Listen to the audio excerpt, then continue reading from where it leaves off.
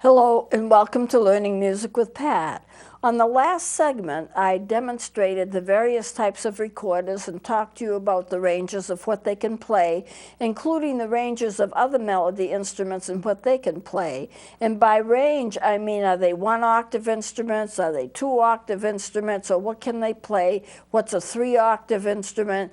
And so I did that, and I want to kind of review that a little bit by showing you these instruments again since I have them here, and then go on from there and continue just the structure of the recorder, how it works, and how you play it, and this kind of thing. So I started off with a soprano recorder last time, and it's one that I usually play. I have any great numbers of these. I have a lot of them, and that's all right because I use it.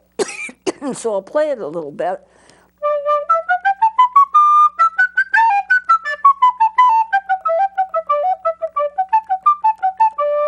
Now you can see that there's not a lot of stretching between the fingers, so it's an easier instrument for most people to play, also an easier instrument for children to play because they don't have to stretch their fingers very wide. A very useful, very helpful in tune.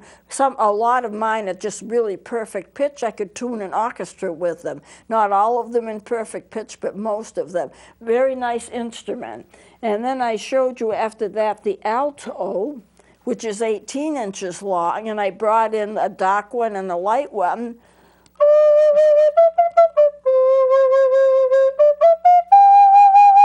So you can get an idea of its tone. And it's a very good tone, and it's sometimes called the treble, where the soprano is sometimes called the descant. And many famous composers in history wrote sonatas for these instruments because they have a very beautiful tone. If you're just picking up a recorder, you might have a little trouble with the finger stretches because in a recorder, your fingers have to be completely covering all of the hole, unless you want a sharp or a flat, and then sometimes you can half hole.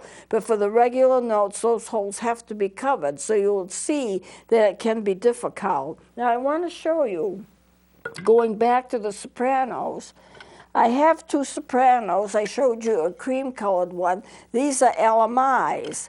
They look exactly alike, made by the same company, play pretty well. They're a student model instrument, and one of them is a Baroque and one of them is a German. The German will have no markings on the back. This one has no markings on the back, and it's got a unique little tone.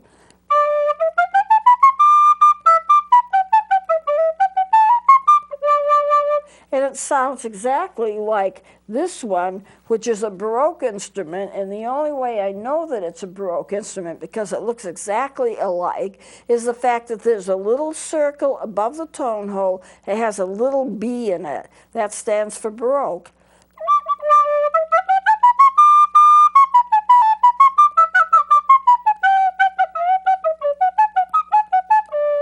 Now you won't be able to see that little B on these instruments because they're dark, but trust me, above the tone, the thumb hole in the back, there's a little circle and it has B in it. If it doesn't have that B, then it doesn't have anything, because the Germans are not marked as German. The Baroque are marked as Baroque, and most people who play the recorder use the Baroque instrument, and the reason they do it is the fact that they're a little bit more accurate in their tone, but they're also a little bit more difficult to play. Here's the alto again, and I don't know, you may be able to see this or you may not be able to see it. This is the thumb hole in the back that you use for octaves and for certain notes, and there is a little circle. It's not even a circle, there's just a little tiny B. And that little B tells me that that's a Baroque instrument. All of my altos are actually Baroque instruments. So I don't know if this can be picked up. It may be too tiny. You think you can get it? So you did get it? Yeah, Oh, okay, good. Well, that's the Baroque. That's the only thing that tells you that it's a Baroque fingered instrument. And so when you play a Baroque fingered instrument, if you're going to play the F, now here's B, A, G, F, as I've been teaching you how to play. But for the F for this instrument, because it's Baroque, you add another finger. you add this finger down here. You skip the next one to the F. You would get an E if you put it down. You wouldn't get an F, you'd get an E. So you skip that and put the next one down, and there's your Baroque F.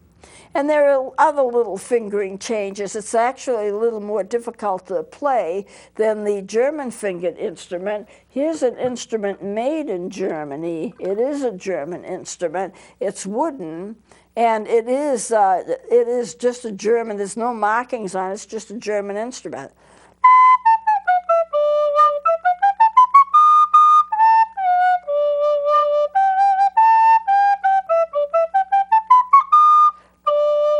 And it plays very well. You know, they don't sound that different, but when you have a Baroque instrument, it gives a little bit of an edge, so it's to a note, and it's better, actually, more in pitch. And then, of course, we have the tenor, which is an absolutely beautiful instrument, very difficult to play, not because it's hard to put the wind into it. It's not hard to blow into it at all, but the finger stretches are so great that you can't play it unless you have at least one key. There is a little key right here. That would normally be considered to be a side key, and I'm going to talk about side keys a little later.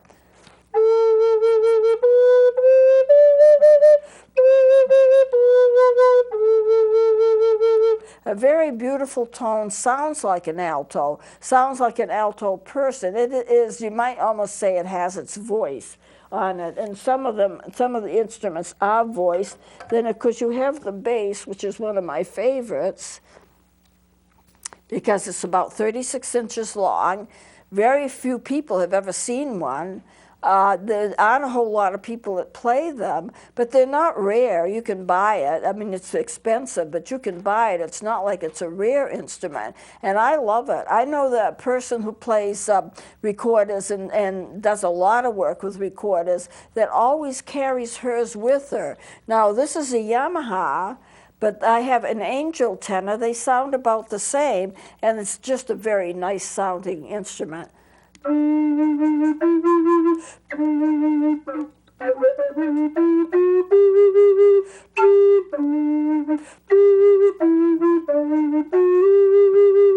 And you can get the higher.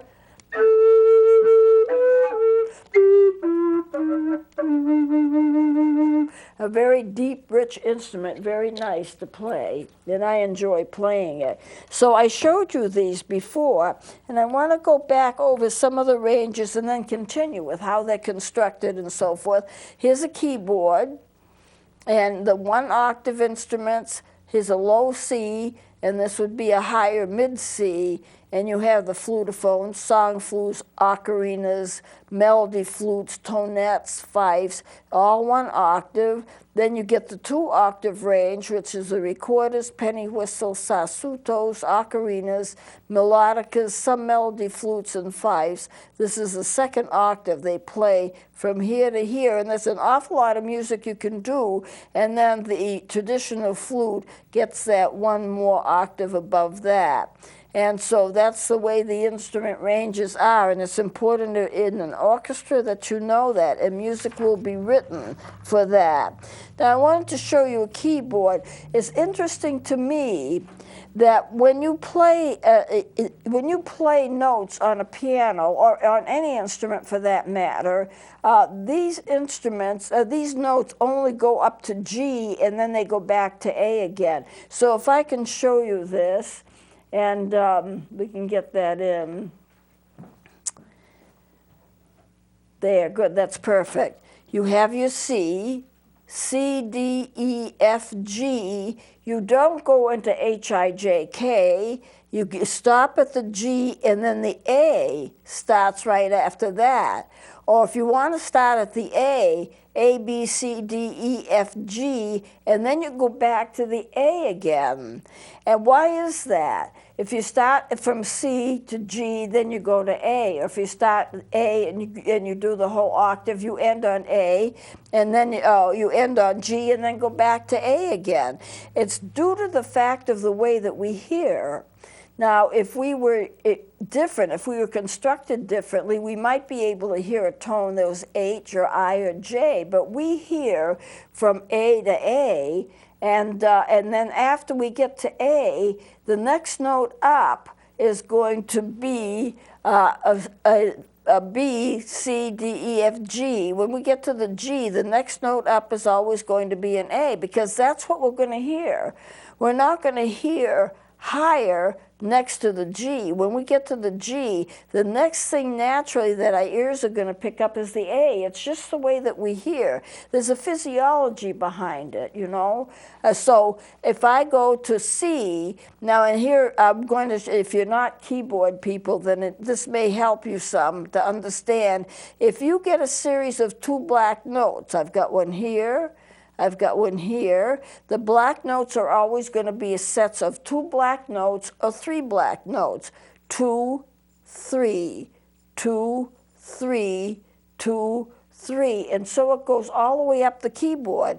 Now, when you take your 2 black notes, wherever they are, the white note to the left of that first black note is always going to be a C.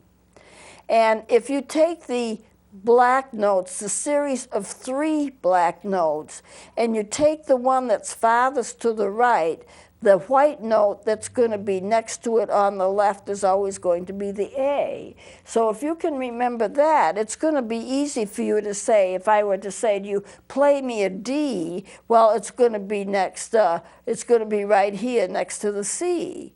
So C, D, E, F, G, and then when you go back, A, B, C, D, E, F, G, A, B, C, D, E, F, G. And so it goes all the way up and down the keyboard.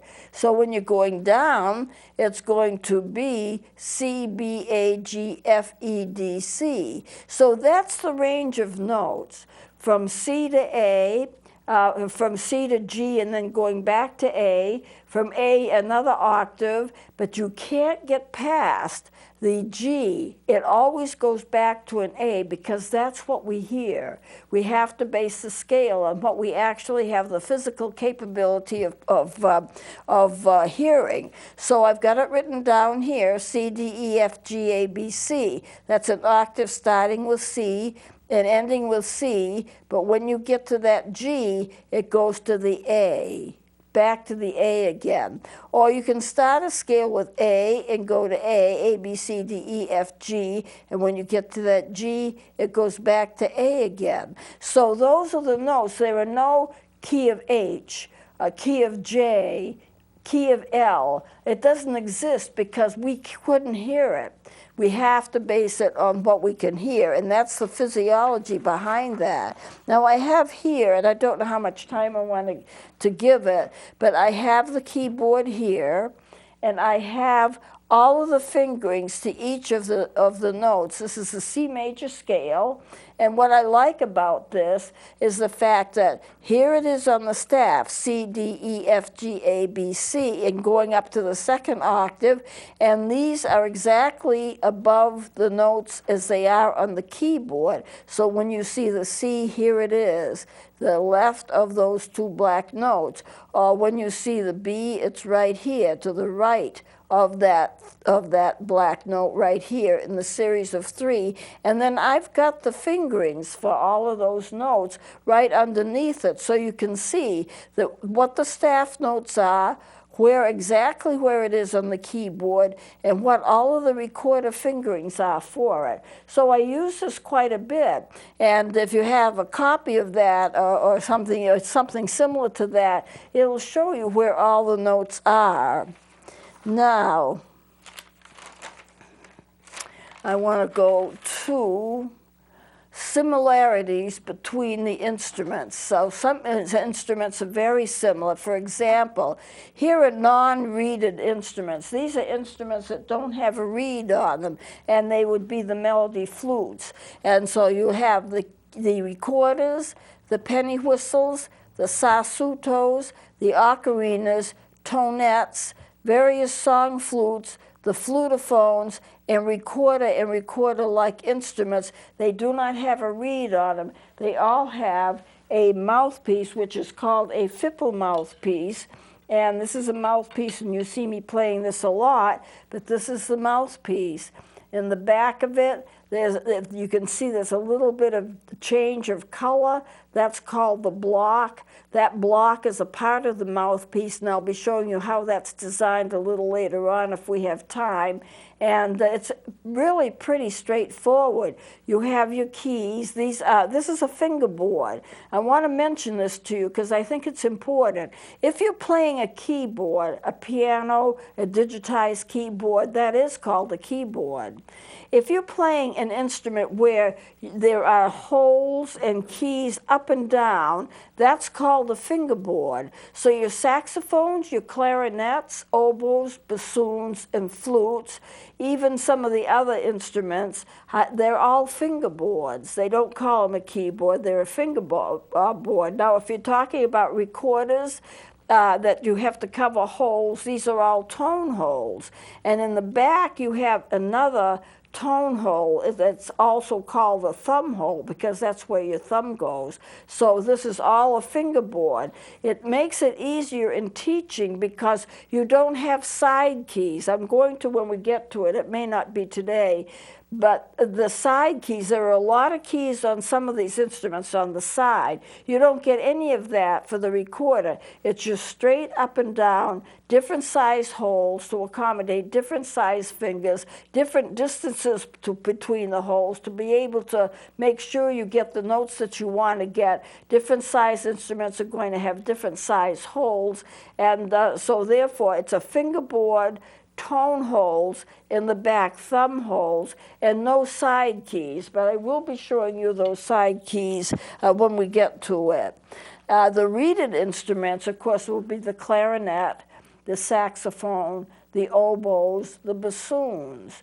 And the bassoons and the oboes have a double reeded system where you have two reeds. They're not necessarily big, but they vibrate against each other. The saxophone and the clarinet have single reeds, so it's just one reed, and you have to keep the reed moist. One thing I like about the flute, and I play all of those instruments, by the way, but one thing I really like about the flutes is the fact that you can play very complicated music and you don't have a reed. Instead, you have a mouthpiece that goes underneath your lower lip and you blow kind of across it. Now, there's an art to it. It's not quite as simple as what I'm describing it, but that's how you blow across it. But the saxes and clarinets have single reeds. You have to keep the reed moist. Otherwise you squeak when you play, and so you have to keep it in your mouth. The oboes and the bassoons with a double reed often have a little jar of water. I suppose it's specially made, but I'm not sure about it, and they just stick their reeds in there and keep them wet. Say if they're not playing a piece or it's intermission time, they have to keep those instruments, they have to keep those reeds wet, and they absorb the water. So therefore, the reeded instruments are a little harder to play because you're always fiddling around with the reeds. Now, when the reeds don't last forever, so they have to be replaced frequently, and also if you get a reed that's too stiff and too hard and it's too hard to play it, then you can shave it down and you could kind of cut it a little. So it is a science to playing a reeded instrument, but if you get reeds that are just perfect, well, then you can just moisten them, make sure they're wet, and then just play. You do have plastic coated reeds in which you don't have to moisten them up because they are wooden reeds, but they have like a coating of plastic on it, and so you can just stick them in your mouth and play. So those are the difference between. I didn't bring them in with me. I just had too much to carry. Whoops, let me get this off here. We'll skip that one. This is my version of the recorder and how it looks. The tone holes, the thumb hole in the back, and a lot of the recorders have double holes for the last two. And the reason is it's to help play sharps and flats. Even the wooden ones have it. If I look at this instrument right here, the last two holes are really double holes. There, you can see it like that. And it helps with the sharps and flats. But even if you have an instrument that does not have the double holes, and this wooden one does not, you can still play sharps and flats. It's just a little easier to do it with the double holes, but you're not going to find it in this wooden recorder. I realize it's going to be hard to see it anyway because it's dark, but trust me, there's no double holes. The bottom hole is just a single hole, just like they used to all be made. Okay, watch my time here. If you're looking at the construction of the recorder, this is all, this is the labium, this is the mouthpiece, this is the window to the labium, the lip is the bottom part, and the window is the top part, which is darker because it goes in the inside of the instrument. This is the bore. This whole thing is the windway, and of course this is a regular tube. That's how they're made. They're really quite simple in the way that they're made, but they play a tremendous amount of music. This is going to be the head joint.